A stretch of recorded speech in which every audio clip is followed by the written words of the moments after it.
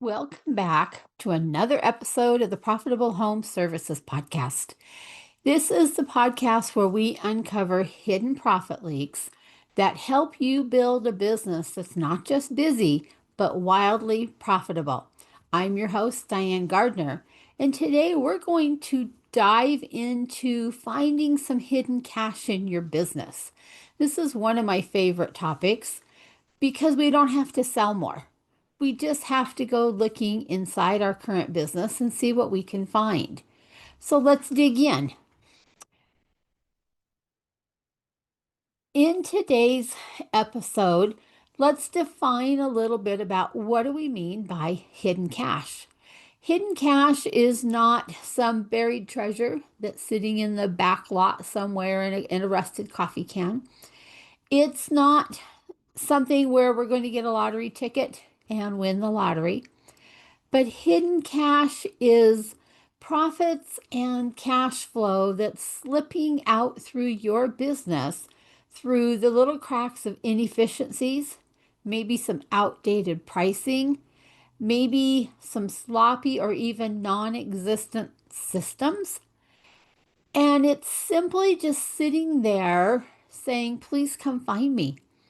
I know in some of our other episodes, we've talked about big gushing profit leaks, and I always say they have the big bright strobe light and they're going, find me, find me, find me.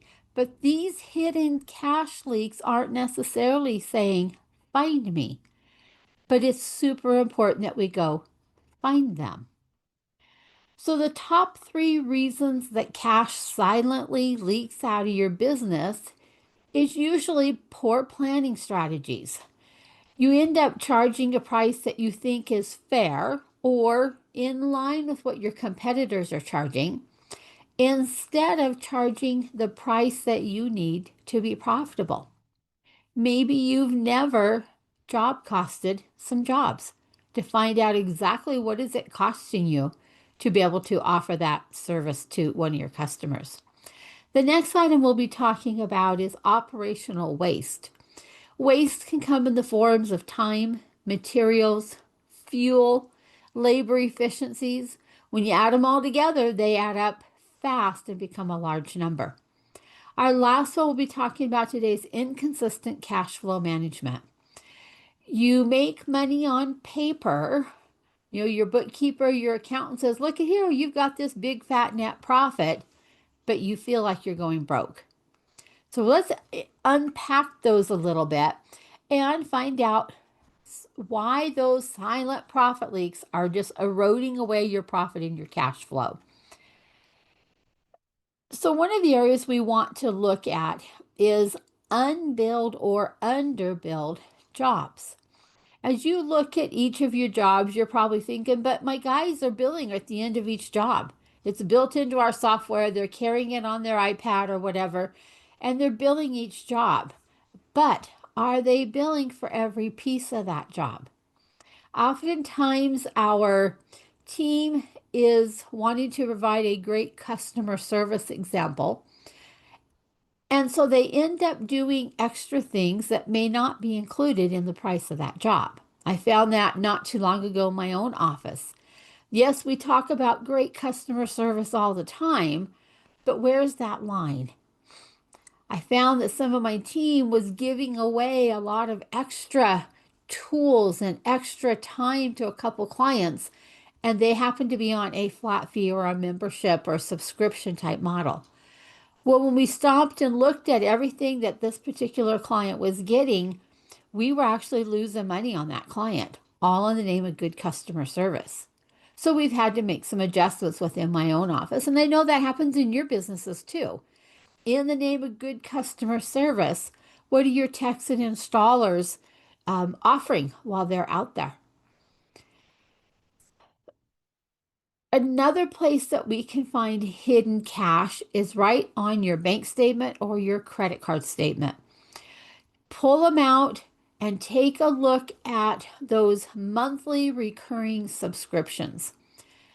They creep on so easily. Something that you purchased that maybe you thought, oh, this is great information. I'd love to have it. But then you got busy and never used it. How many of those are lurking on your bank statement or your credit card statement? Let's get rid of those. Let's get them off of your bank account or your credit card and stop that profit leak. That's cash that's leaking out of your company month after month after month. How about the way that you deploy your team as you send them out to work on jobs? Are they driving across town? Or here where I live, we're in a smaller community, so it's several miles in between towns. Are they crisscrossing and going back and forth as opposed to working out some sort of a route? Have you employed software to help keep those routes as tight as possible? Because we know that windshield time is not profitable. It's necessary, but not profitable. So, how can we minimize it? On the inefficient team deployment, do they have a checklist of all the parts and pieces that they need to go do that job before they ever leave your office or your shop?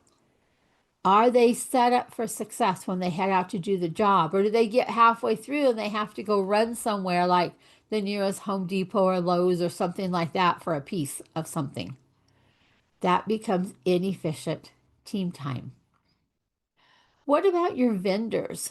When was the last time that you had a discussion with your vendors and looked at the pricing? Oftentimes, you can renegotiate pricing, especially if it's a longer term vendor. I know it's comfortable to do business with the same vendor year after year after year. I do it in my own office. But what if we need to periodically sit down and renegotiate some pricing? See if we can't get that cost down just a little bit, because every dollar that we can recoup in the cost of goods sold area potentially can go right to your bottom line profit. I'm going to go back to your team again.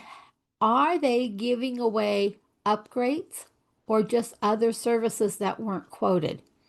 This can fall back in that same unbilled or underbilled area. This is very common. It happens more than we would like it to happen. So this is where training your team, making sure they know this is what's in this package. And in a future episode, we'll be talking about upselling and cross-selling.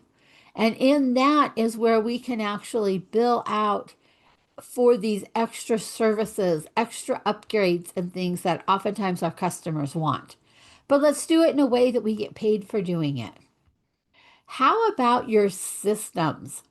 Our systems are there to lock in our cash, therefore increase our profits. Without systems, it's chaos. And so systems allow us to implement implement strategies such as profit first. In profit first, we set up our bank accounts, we do our allocations every week. We make sure we have money put away to pay our income tax, make payroll, pay for our equipment and things that we're working on, set up our profit account so we as owners get rewarded for the risks that we take being in business. That's a system. What about some sort of weekly financial check-in points? Do you have anything like that in your business? Or are you just waiting till month end when maybe your bookkeeper or your accountant gives you some reports that you may or may not know what to do with? So, weekly check in points with your team that have to do with finances and KPIs. What are we tracking? What should we be tracking so we can make sure we're staying on target and not letting cash leak out of our business? Do you have checklists and standard operating procedures to help control and keep your cash in the business and not let it leak out? So, it's another study, a completely new topic within that we may end up in a future episode is what kind of checklists and standard operating procedures do we need to protect our cash? Well, as we're thinking about different cash flow leaks, I wanted to go down a list of, I've got 15 different places that cash could be leaking out of your home service business. So, back on pricing, are your prices based on actual cost plus your desired profit? and not just what the market charges or what your competitor's charging? Do you consistently bill for all time, materials, trip orders, and change orders? Are you charging appropriately for after hours, emergency, or weekend calls? Do you offer discounts or freebies that eat into your margins without tracking the ROI on that particular job? I'm going to move over to operations and efficiency. Are your techs routed efficiently to minimize drive time and fuel usage? Do you know your revenue per tech per day, per week, and per month? This is one of those KPIs I mentioned just shortly ago. Are jobs running longer than estimated, therefore reducing your profitability? Do we have an estimation problem or do we have a training problem potentially in your tech? Are you tracking rework or callbacks and then identifying the root cause? This also can come back to a need for some additional training. It might be the particular products that you're buying aren't high quality enough. It could be any number of things that's causing callbacks. Let's identify those because callbacks are huge profit leaks. Not only did you pay for the work to get done the first time, but now you're paying for it to get done the second time and you're not getting paid. Plus, you're also losing the job that could have been done during that time period. So callbacks are humongous profit leaks. I know in my office we have a slogan that says, get it done right the first time. How can we implement that into your home service business? Let's move on to vendors. And when was the last time that you reviewed your supplier pricing or renegotiated terms? Are you buying materials in the most cost-effective quantities and from the right vendors? I know that back during COVID, this was really hard because certain vendors weren't offering what they had always offered in the past. So, how can we make sure we're working with the right vendors? Are tools, materials, or fuel being wasted, lost, or misused? I know one of my clients recently on a coaching call, we got to talking about her charges at the place where her guys were filling up their trucks.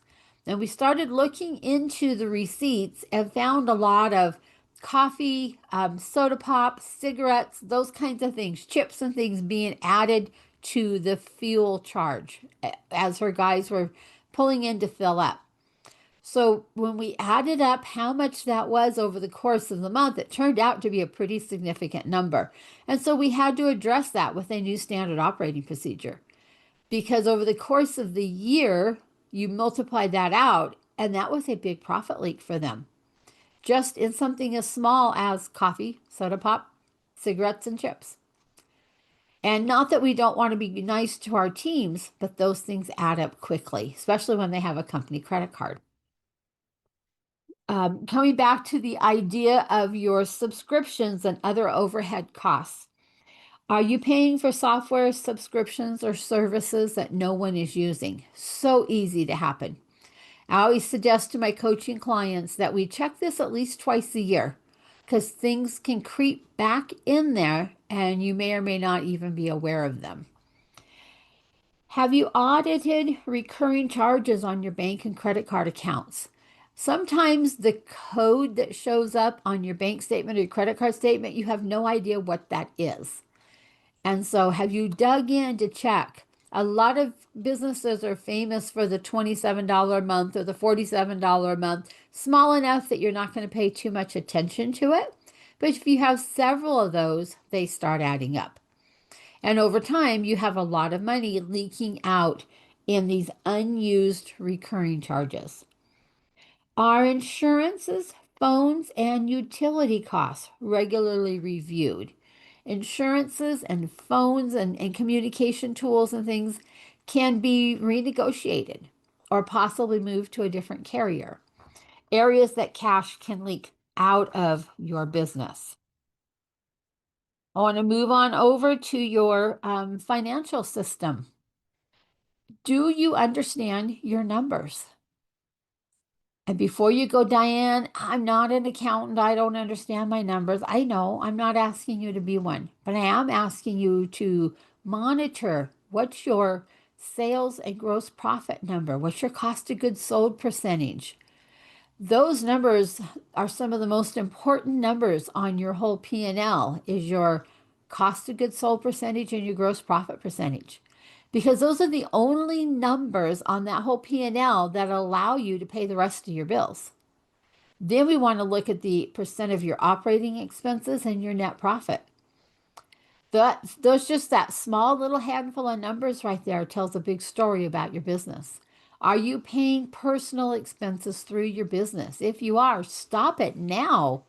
We don't want to be paying personal stuff through our business because here again, it drives up the cash flow need and it squeezes profits out of our business. Plus, it also pierces your corporate veil. So I want to be very careful about that. You don't want your corporate veil being pierced over just a lot of personal expenses paid through your business. Do you have a cash flow system such as Profit First set up in your business? If not, I can help you with that. I'm happy to hop on a call. We'll talk through it and help you get started. There are so many businesses across the US and around the country now that have employed the profit first philosophy into their businesses, and their profits have gone up. The owners' care has gone up. They're able to hire better teams because their business starts running like a lean, mean machine instead of a cash eating monster. Profit First is amazing, and I'll tell you from my own experience, it transformed my business. Do you review your financials weekly, not just monthly or quarterly?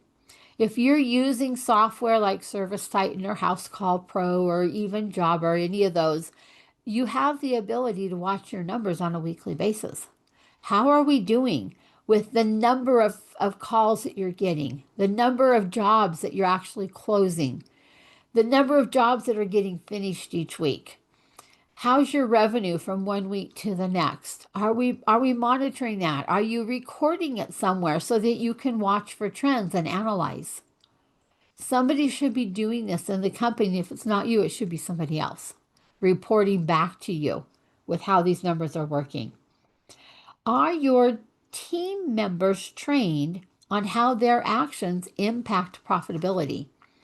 Most of the time, our team has no way of understanding how their actions impact the overall profitability of the company. They only look at themselves. They don't have a way of looking at the bigger picture unless we share it with them as an owner. If we give them a glimpse into here's goals for our company, here's where we want to go, here's what we want to be doing, here's how we're going to hit this goal, and we get everybody going in the same direction. And my mind conjures up a picture of a rowing team. You've all seen them in the boats, and there's all these guys, and they row together. And when they do, that little boat just skims across the water. But can you imagine if the left side was not in sync with the right side? Well, that's how our businesses can get sometimes. We're not in sync. And we really need to get those employees in sync with where we're going as a business and how each of them contribute their part to the business. I often use the analogy of a hand. I may be the palm of that hand, but my team and my employees are the individual fingers. And the palm is no good without the fingers, and the fingers are no good without the palm. Each one has a specific task that it must do. Well, that same idea can flow over into your team as well. The company may be the palm, or you may be the palm, and your different team members are your fingers, and they're the ones out there doing the actual work. But the palm is nothing without the fingers. And so making sure that they understand how their actions impact profitability. If you think a minute that, if you hurt a finger, you bang it with a hammer, you slam it in a door, whatever it might be, it affects the whole rest of your hand. Well, same thing in your team.